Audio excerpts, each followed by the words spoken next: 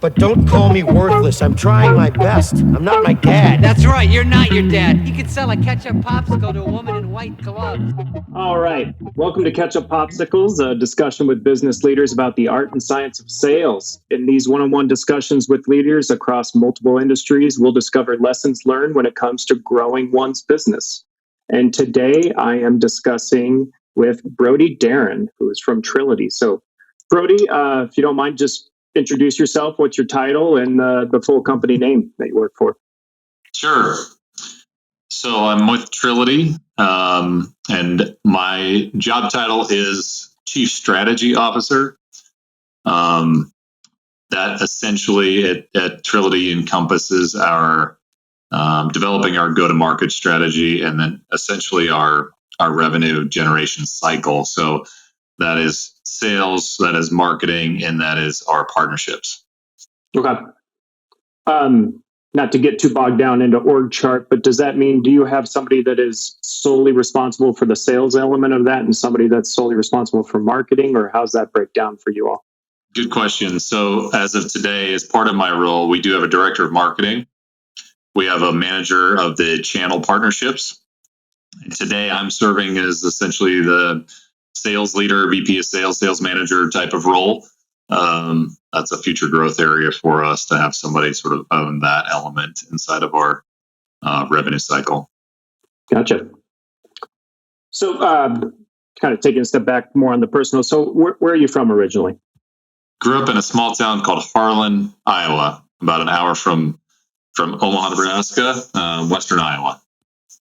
So besides like Brody Deren, what's Harlan best known for? Small towns generally develop their identity around the school. It's kind of what everything is focused around. Harlan's a town of 5,000 people, and it's a consolidated school system. So there's a number of very small towns that it draws from the school system. A number of towns that are 200 to 300 to 400 people in population that they come to Harlan for their schooling. And I was really blessed to grow up in that little town because it had great teachers and it had great coaches and it had great instructors from a extracurricular perspective in the arts and band and music, for example. It just kind of it's a little town that has an expectation of excellence, honestly, with it, which is pretty cool. A prideful little community. I'm proud to be from there, to be honest with you. Generally in the state of Iowa, it's known for football. Harlan's won 14 football state championships since they started the playoff program in 1972 in the state of Iowa, and have a dynasty of coaches there. So a gentleman by the name of Kurt Black, was the head coach of Harlan football for about 40 years. And his youngest son, Todd, who was a classmate of mine that I actually played football with in high school, has taken over the helm. Had the ambition to take over a very dynastic program, and has been the head coach for 3 years and has won 2 state titles in his first 3 years. So that's cool. No, I particularly like the small town identity in that they really rally behind that, but that striving for excellence is really, really cool. I think sadly there might be that might be counterintuitive to like bigger city folks and how they vision small towns. I really like that they're saying, yeah, we're not just good with as is. Yeah. So tell me about your family. Yep. I'm married to my high school sweetheart. We've been together for 25 years, actually. Our first date was 25 years ago this past February. Been married for 17, and we've got 3 kiddos, 12, 10, and 7. So we spend a lot of our time, trying to raise those folks, chasing them around and being entertained by all of their interests. So, third in line out of 4 in terms of where I fall in my parents' nuclear family. So I'm the third of 4. We have 3 boys and our sister's the oldest. So I grew up in an interesting situation. My personal disposition and sort of birth order personality contributions are generally oriented more towards the firstborn, because my parents had two kids and then they waited 11 years, not intentionally necessarily, but 11 years later than I showed up as the third in line. Yeah. And I had a younger brother. So my personality kind of lends itself more towards type A, controlling, sort of, firstborn mentality. Yeah. That's so funny that you organically went into that, because I was about to ask you, once you said you were third or four, how much into like birth order kind of philosophy. Yeah. My wife and I geek out on that. We're both youngest. We're both youngest of three, and both very much exude the youngest of three selfish behavior. Always had everything provided to them. The babies of the family that got everything they wanted, spoiled. Like we live that truth every day. I think that's why we coexist well. Yeah.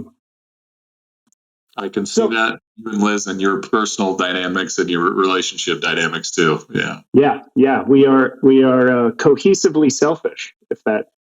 Maybe I just coined a term.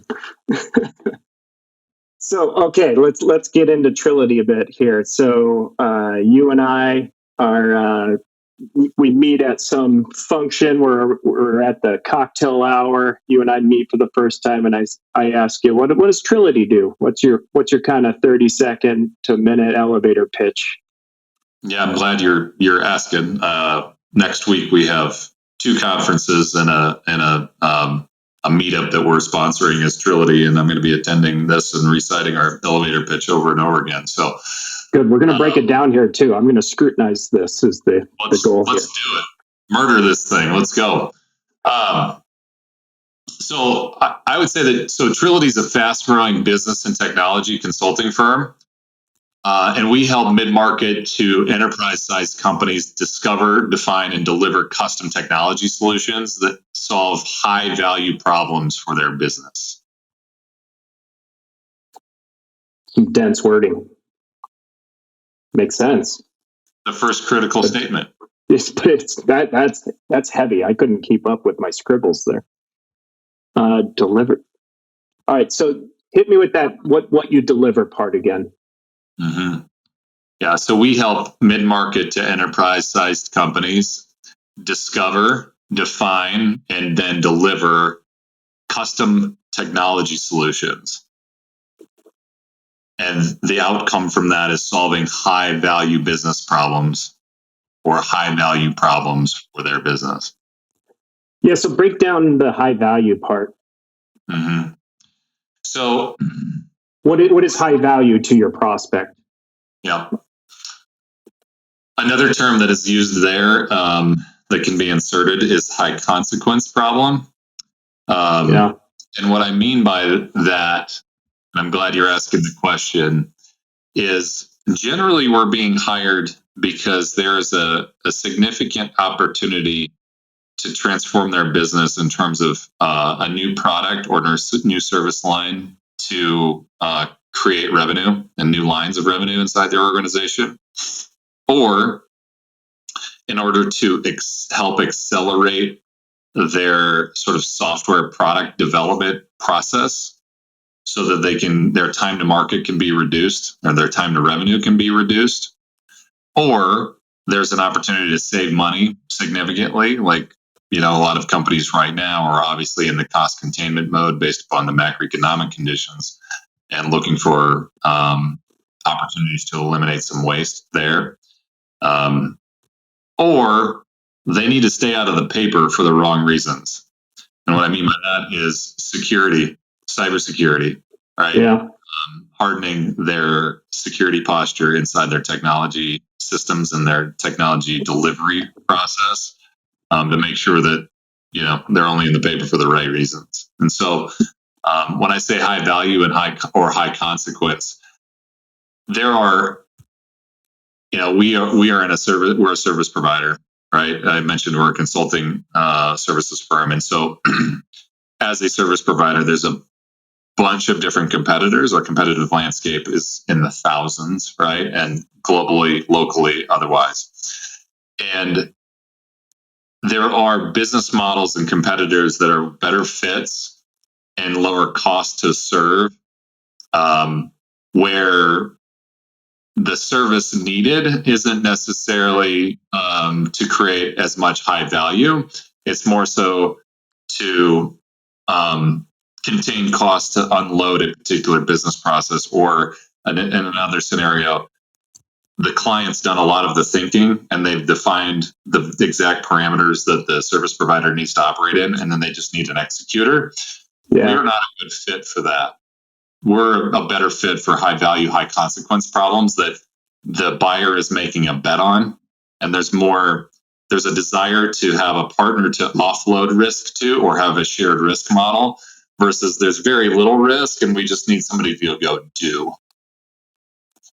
Yeah, I like that. That resonates for peer as well, right? Like we want to be nowhere near the transactional view from people, right? Like not just a marketing firm that's going to spruce up your website, or put a new skin on something, a piece of sales collateral. Like we want to be in that trusted advisor role. And I'd never thought about the wording you said about having shared consequences. I think is a good reframing of what a trusted advisor is. So like, how do you institutionalize that shared consequence element? Like, is that in your business packaging? Like, are you truly on the hook, and how so? Yeah, good question. Yes, we are in many of our contracts, and one of our differentiators is we provide outcome-based delivery is the way that we refer to that, which is when we come in to consult with a client, we are defining not only what we'll do for them, but the outcomes that this engagement is intended to achieve for the client. And every activity and every deliverable is mapped back to those desired outcomes. And in the event of a lack of delivery of those deliverables mapped to those outcomes, then we are in breach, essentially, of our contract. So it's we're offloading risk from the client. I would refer to it more as a shared risk model, because it's not like the client's absolved from risk. Sure. But we are building that risk assumption into our contract because we're confident in helping the client navigate the waters to deliver those outcomes at the end of the day. Yeah. By the way, kind of going back, some of the things I was thinking as you were going through the introductory speech, like one thing that hit my ear, like probably 3x as hard, was when you said high consequence versus that high value. You started with high value, and then I asked, well, what does that mean? And I think why high consequence hits me is because like there's a human nature of like reacting more to potential negatives than to potential positives. So like I really like that. That's kind of why I explored all these thoughts of that shared risk model and stuff like that. I think that should be a key part of even that when you have 30 seconds, to talk about what Trility is and what the value proposition is really hitting on, hey, there's fear out there and I recognize it and I'm going to help you manage it. Yeah, that's right. I like that. I like the feedback because, value is one of those terms that is probably overused but is difficult to define. Right. And it's a very personal thing to define value. What I value, what you value may be entirely different. So. Yeah. And just generally speaking, it's good to like ensure that you're talking about what matters to them. And in that introductory speech, you don't matter to them yet, or at least you have to operate in that capacity, right? Like if you're jumping to the what we do before you've talked about the problems we solve versus how we solve them, I think you're getting the cart ahead of the horse a little bit.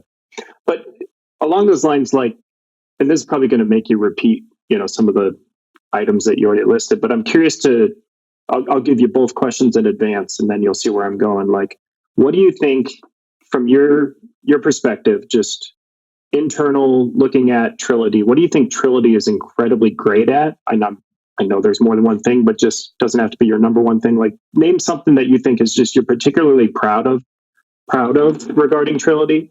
And then on the flip side, what do you think your clients say is like at the top of their list about what's so special about Trility? And I'm curious if those will end up being the same answer or different, and why. Yeah. So unilaterally, I think the feedback that we have gotten from clients, regardless of what we're doing for them, comes to the how we're doing it, right? And I think that's part of the differentiation. It's honestly, it's difficult to describe in a business development or a sales conversation versus to experience this, right, as a client. But that is how we partner with clients and earn their trust, meaning like how we do work, how we manage the relationship, how we handle when things go wrong, because things are going to go wrong always in a service provider. I mean, not every day is sunshine and rainbows, but it really, in a service recovery situation is how I would like to label that. You can oftentimes really solidify a relationship and solidify where trust is being built, right? So if you handle it with both transparency and in the right way, you can really build trust. And this is going to map to a little bit more of a, not philosophical, but another level conversation up. We're here in Trility, like we're in the business of selling credence goods, right? And so credence meaning it's an expertise business, right? And we sell service where we're the experts to help determine the client's needs. Yeah. And that's shared widely amongst professional services firms, right? Architects or engineers or accountants, et cetera. So the term credence it's based on the Latin word credere, which is basically translated to trust, right, in the modern world. So at the end of the day, one of the primary factors in a client hiring Trility to perform services for them is that they trust that we'll have their best interests in mind as we go to diagnose and perform services for, and send them invoices for the services, that this is all with their best interest in mind. And it takes obviously a life cycle to get to and earn that trust. But going back to the overall idea here, like trying to work towards that, I think one of the things that has been experienced unilaterally and reflected in a lot of the endorsements that we've had and testimonials that we've gotten from clients is really that we have their best interests in mind. And sometimes we're sacrificing the best interests of Trility for the best interests of the client in order to get them to those desired outcomes. Yeah, that's good. I was going to go there too. Like you were nailing it, that like those testimonials and those endorsements are everything in this type of model that we both kind of peddle in, right? Yeah, that's right.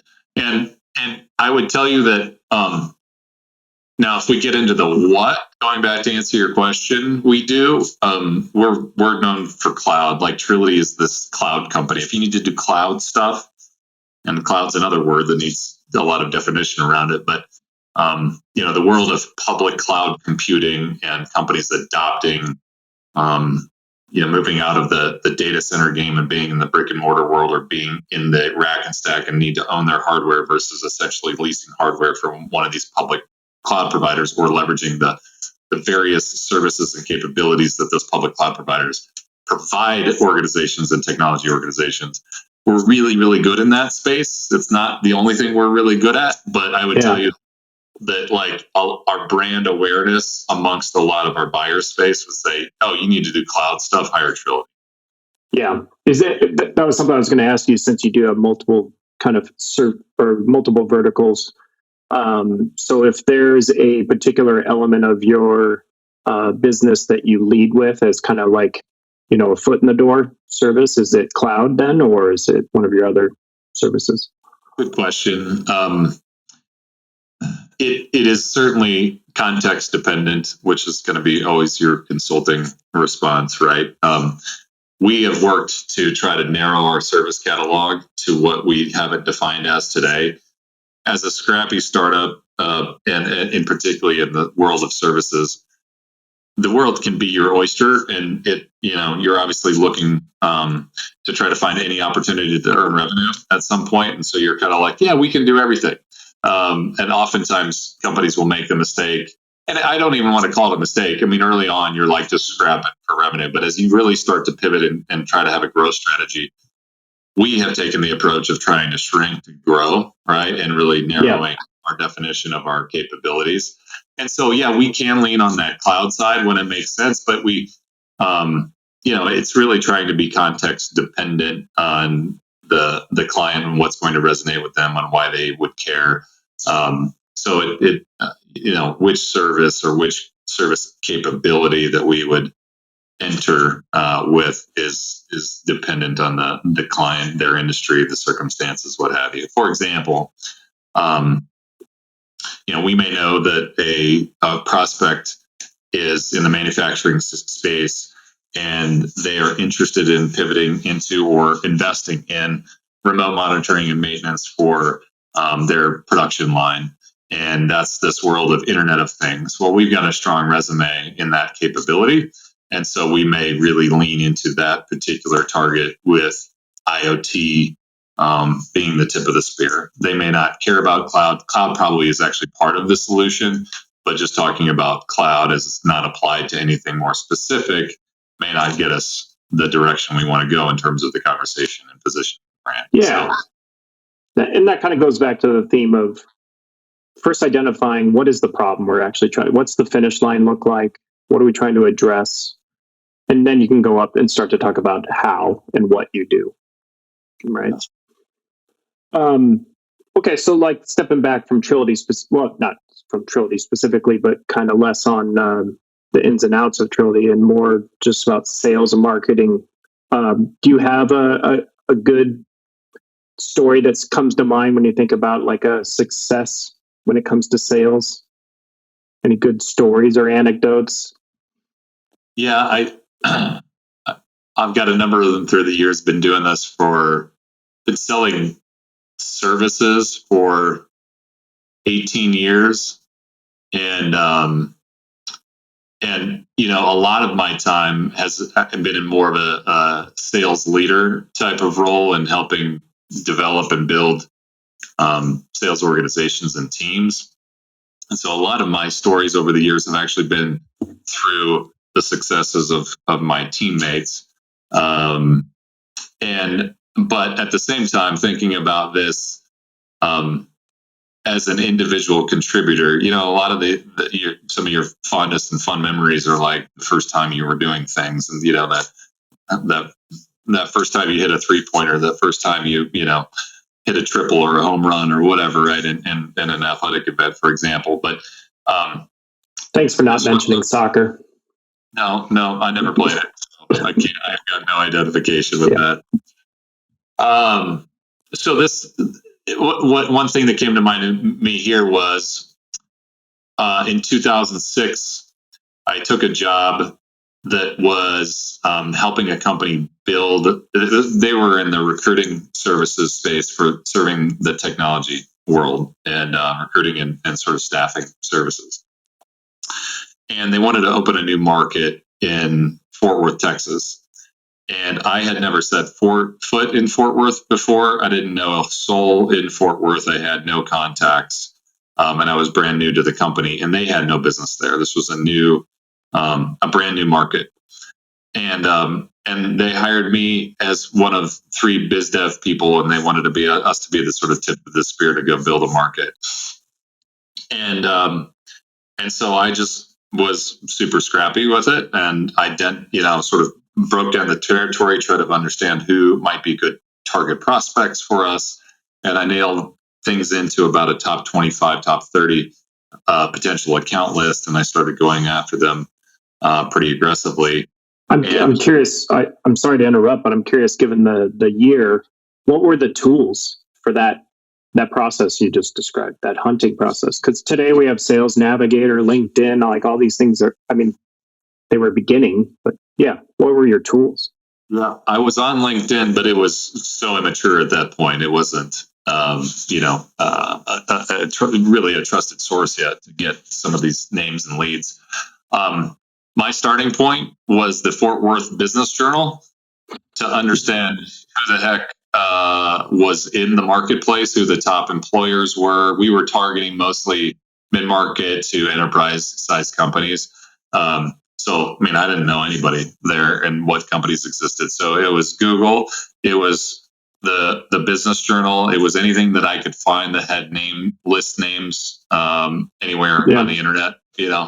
Just Googling and trying to hack Google to give me some names of prospects and things like that. And then, ultimately you get to networking, you meet some people, you start to learn, you ask questions. But I always remember, it's easy today with the tools that we have to get a hold of an org chart and start to map out an account and get the names of folks. But at that time, names themselves were gold. So everybody that I met with, I was trying to, glean a couple of names of potential decision makers inside an account because I couldn't map it out on a Zoom info or a LinkedIn Sales Navigator or whatever tool that we have today. I mean, those things were just starting, right? Like, and immature and they were a bit more static than they are dynamic, like with some of the crowdsourced data and things like that we have today. And obviously self-reported data like LinkedIn offers, but Info USA was out there and some of those competitors in that database space. But we didn't make those investments. It was really much more organic.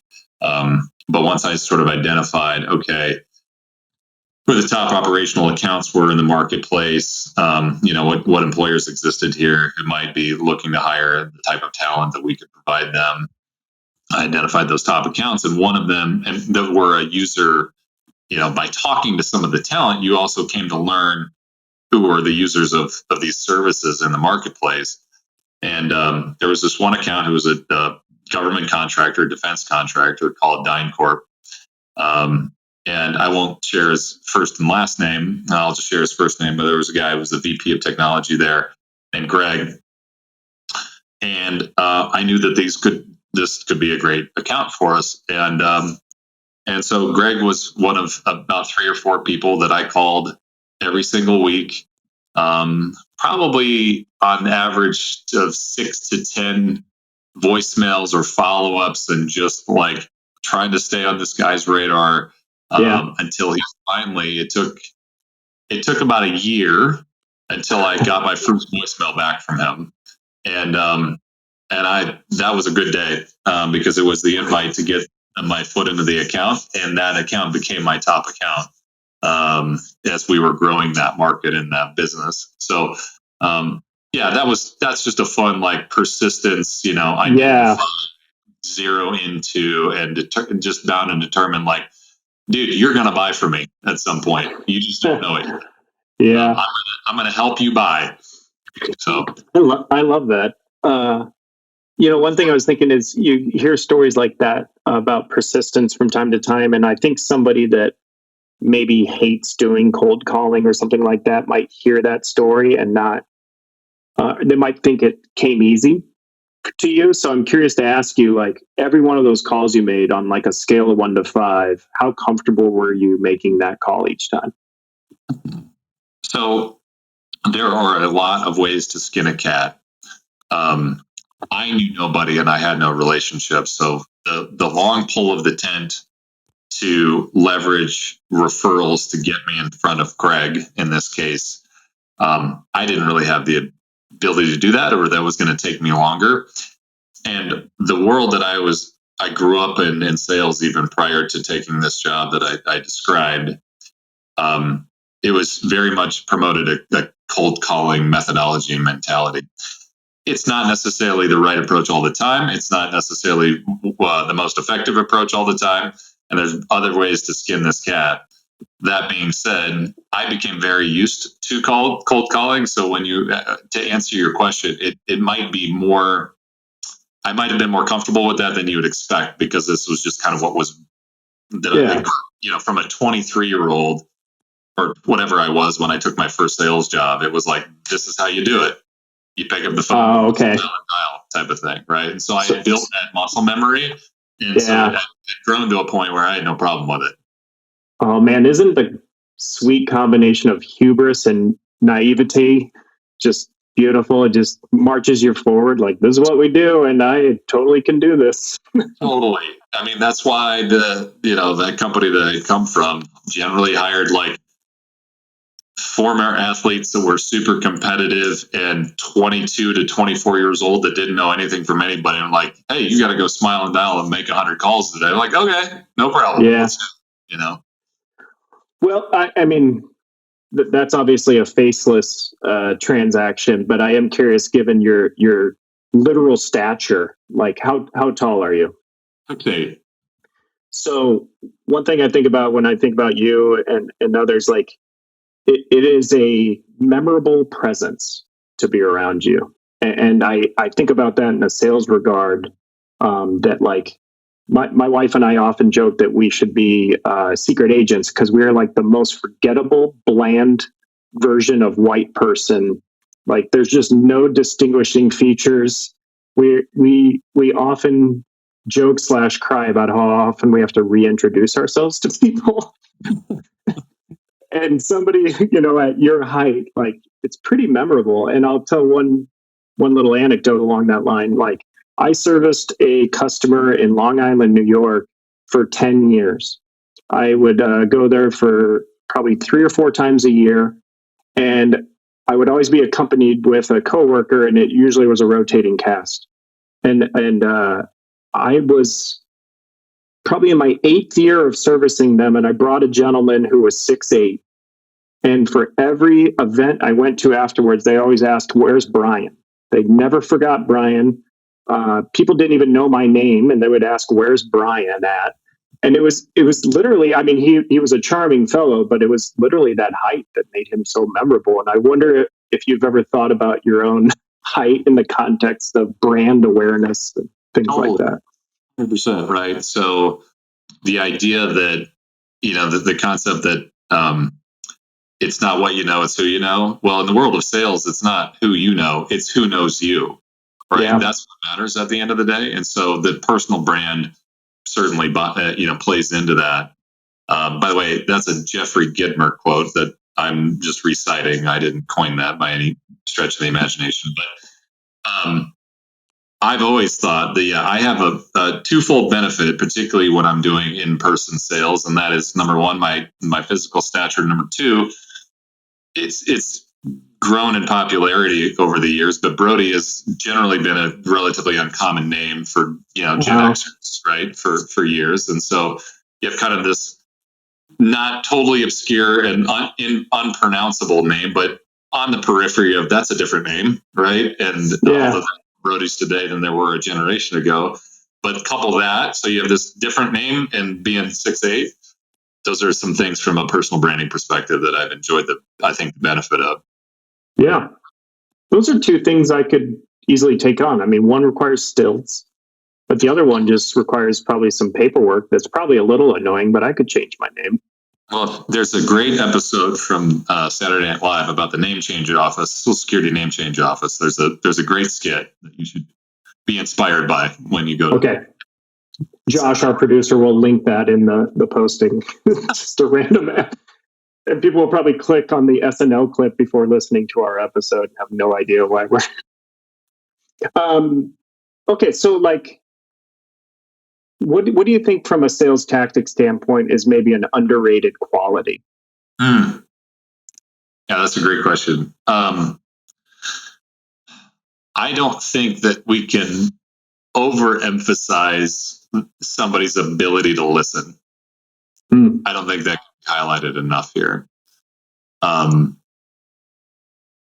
Many folks think of salespeople, as silver-tongued or smooth talkers or charming, and it's not that those capabilities can't be useful, but if that ability to articulate a thought or influence somebody isn't coupled with strong listening, curiosity, ability to ask poignant questions, and synthesize that information into very impactful proposals or thought challenges for the client, then it can really fall flat in my view. I think listening skills is actually probably the top thing that I look for in a salesperson when I'm thinking about hiring a new teammate. So I would absolutely point that direction. That's a good one. And so how do you vet that when you are, there's an organic way to vet that as part of an interview process since it involves back and forth dialogue, but is there particular tactics you do to try to see if they're listening? Not as much of a, do I have a method or tactic, guys, that I am just trying to be observational of, the curiosity plays into this too, right? So it's not only the listening skills, but the ability to dig deeper and be curious and diagnose. So those are, I guess, related, but could be mutually exclusive skills. But I'm always looking for somebody that's going to try to dive multiple layers down on whatever topic we might be discussing in an interview process. Yeah. And then can pull some of those themes that they've now learned and diagnosed back into and apply those into our conversation later, and perhaps in a value statement later. So it's more observational than it is like, here's my 3-step method to diagnose listening skills. Right. Yeah, no, I'm brainstorming now, like, because a lot of traditional sales interviews would flex their muscle on their silver tongue ability, right? I want to hear you speak. And if you do even go beyond the Q&A level and you go into like making them exhibit something like present me your, whatever topics. Like I've seen some people leave it that open. We just want to watch you present. But they never, maybe the inverse of that in an interview scenario is you actually present something to them, a problem or something, and then their challenge is to react. And that would be did they hear what I had to say? Did they hear the problems I'm expressing as being top of mind for me? Be interesting to explore, like making them listen and then present that magic combo. Yeah, and that's generally how I would present a scenario like that, or oftentimes we'll do a role play as part of the interview process. And those are, certainly the items that we're looking for, particularly in consulting where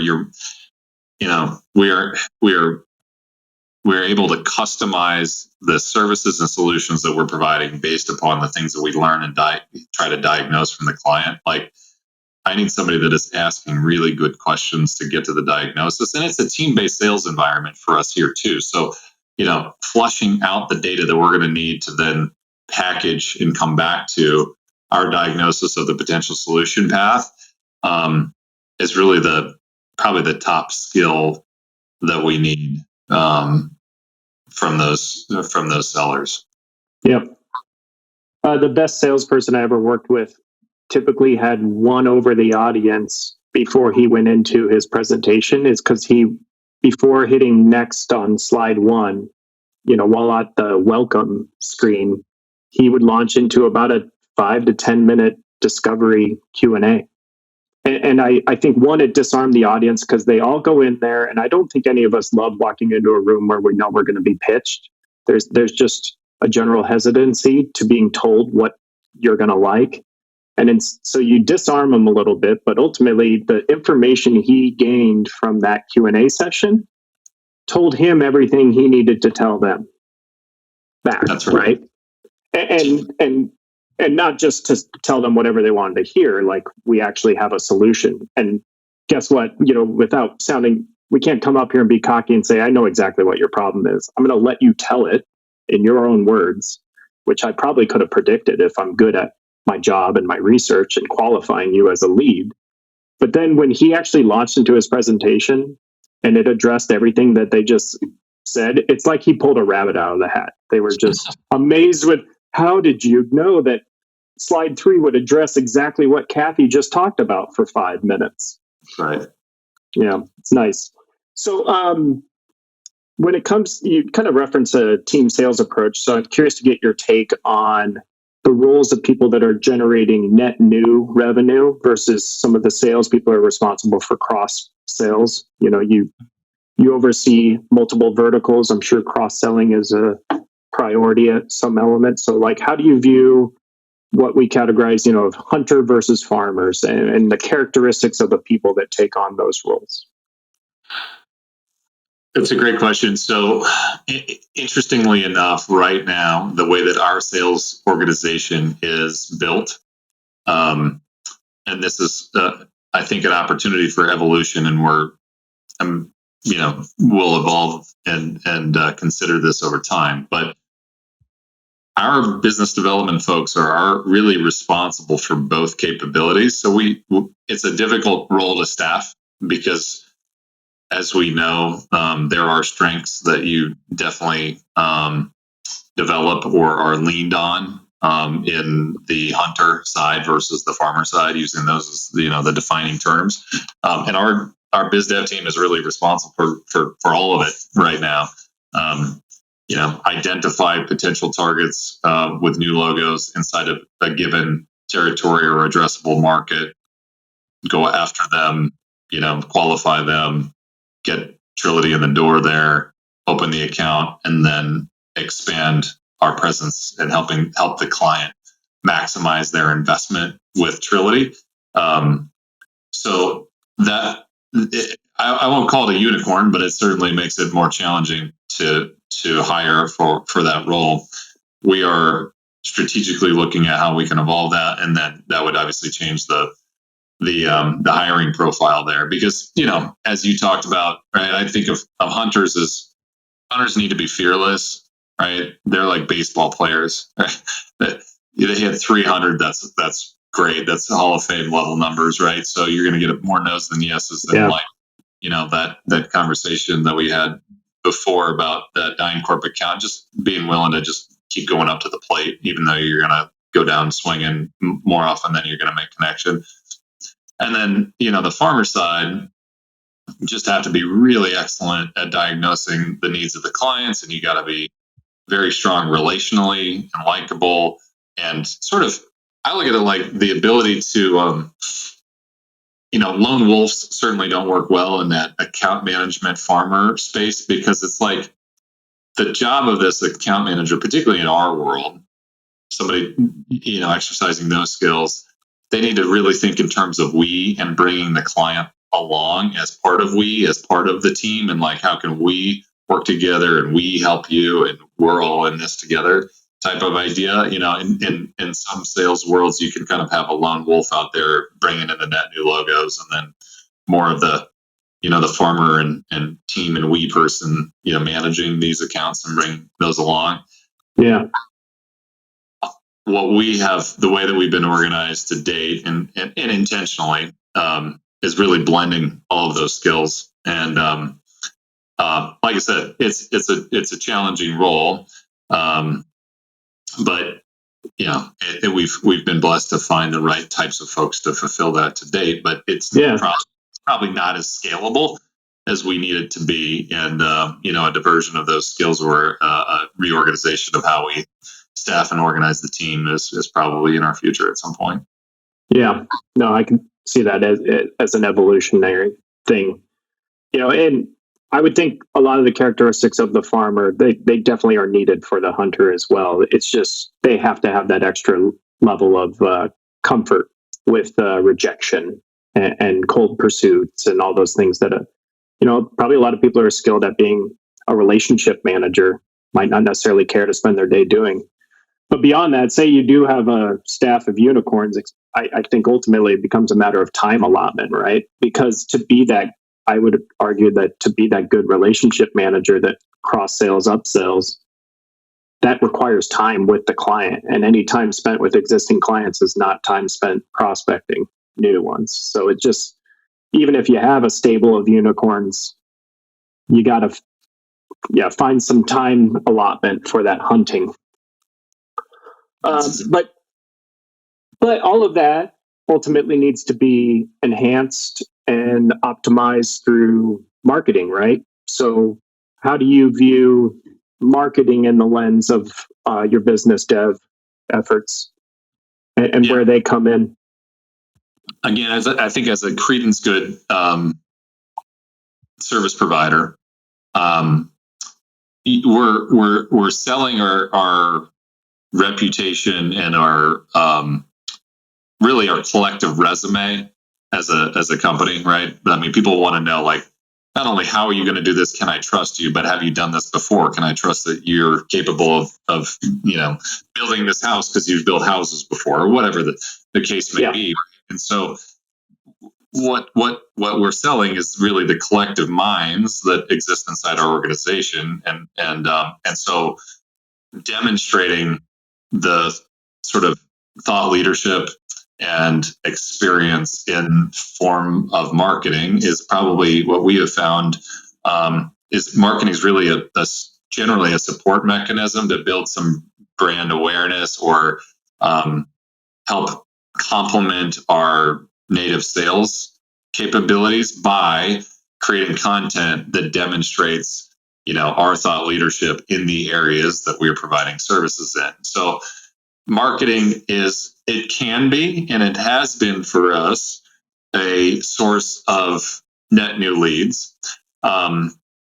Less so, as you would maybe expect, than a product company where you may have 4, 6, 8, 10 competitors in the space that you're existing in. We literally have tens of thousands of competitors in our space. So we're selling and living on the reputation and the referrals, generally speaking, and then speaking, writing, creating content that can be used as sales enablement material towards certain thematic solutions that we are providing, is kind of where marketing fits into our world. It's really just that thought leadership. Long and short of it is the number one thing that I think marketing serves for us, which can help create brand awareness, but it can also help advance the level of trust or credibility that we have in that given topic of whatever the content we're creating or speaking about or what have you. So it's content driven. It's supporting the sales process. It's not the primary go-to-market strategy in order for new client acquisition. It's part of that. That's part of the outcomes that our marketing team helps support. But it's more so generally creating brand awareness and supporting the overall native business development with sales enablement content to help advance the ball or build more credibility inside of those folks that have come to know who Trility is. Yeah, good. Is there what have been some of the examples that have been most effective for you all at Trility in that regard? What types of collateral or activities from a marketing standpoint have you really seen a lot of great benefit? Yeah. Again, kind of blog posts or articles that are helping describe sort of our philosophical, whether it relates to a project leadership or it relates to software estimating or it relates to how to securely adopt the public cloud or these areas where we're going to be providing services, creating thought leadership content in the form of blog posts or the other thing is going to be case studies, right? Again, in our world, where have you done it before? People always want to know, where have you done this before? So we have to create project summaries and case studies. And, we haven't used the term white paper necessarily as much, but just reflections of what was the problem for the client, right? How did we intervene and what were the outcomes that were enabled and be able to create that content to promote, and advance the sales process. That's where we've found the most benefit. Some of that is mid-funnel stuff. Some of that is top-of-funnel stuff. That's where we spend most of the time in content development. Yeah. I mean, it's back to your elevator pitch, right? Like ultimately you're selling an experience because there's a lot of people selling similar solutions and services. But what it's like to work with Trility is ultimately the message you're trying to convey. And it can be difficult sometimes for salespeople, I think, to get bogged down in features and functions and value prop sort of statements versus and maybe this is me preaching a bit back to you back on the elevator pitch, is make sure that in that elevator pitch, that the experience of working with Trility is made very clear as part of the opening statement. we partner with companies in order to mitigate a lot of risk, and our clients ultimately view us as a trusted partner that they can't imagine going through day-to-day business without. Or something. Spitballing here, Brody. Yep. Look at you. Well, no, I like it. I like that's what a conversation with folks from different walks of life is, because you can get inside the echo chamber of yourself, right, on some of these items. And so the critical feedback is really useful. Well, I really appreciate your time. As always, this isn't our first conversation. I always love chatting with you. I really respect your brain and your outlook and your overall kind of approach to life. So I'm very, very thankful that you provided me this time. Well, Kevin, you made this comment earlier as we go close out that you and your wife are, I forget the term that you've now coined. Forgettable. Can you forgot that we're forgettable. Remarkably forgettable. But despite what what I'm blessed with in physical stature, your wit and humor is the thing that stands out. So for those of who get the opportunity to really understand your sense of humor, that is the calling card to me for Kevin Kerrigan. Oh, thank you very much. Yeah, I appreciate you having me on. Appreciate you.